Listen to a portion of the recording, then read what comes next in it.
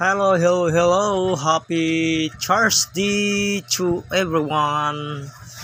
Ito na yung mga binalot ko ng mga mutya, guys. Mga iba-ibang klaseng mutya sa kalikasan. Tulad nito. Maliit na salwaki. At ito din yung dapaw-dapaw. At yung isa, iba rin. Iba-ibang klase. At ito naman ito yung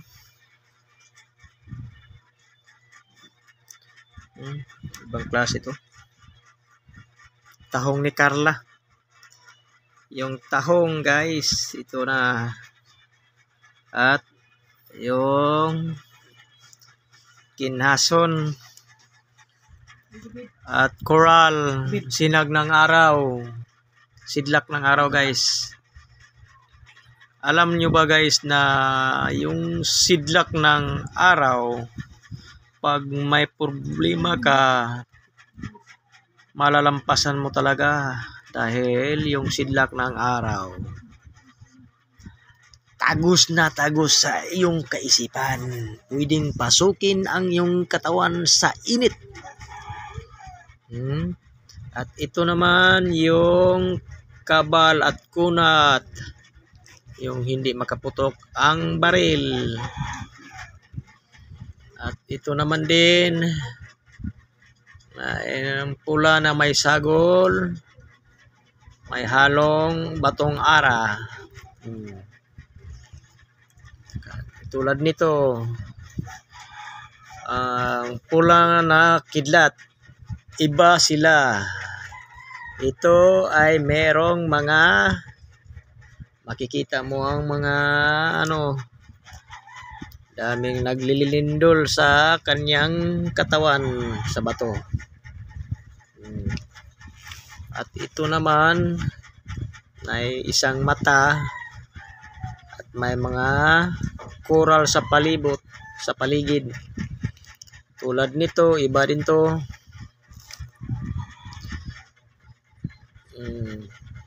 Ito lumaki na, guys. Dati maliit pa to. Ngayon palaki ng palaki na ang linta. Lumabas na yung mga batong ara sa paligid niya, buhay na buhay. Palaki ng palaki ay yung linta, libon. At ito naman yung pula ng bato, pangkalahatan. At ito si uging na parang may mga puti, iba-iba, nagpuntik-puntik, parang itlog. Bihira lang talaga yung ganitong klaseng mutya, guys. Ito. Itong pula ba to? Tingnan nyo, guys. At ito naman yung mutya ng tubig.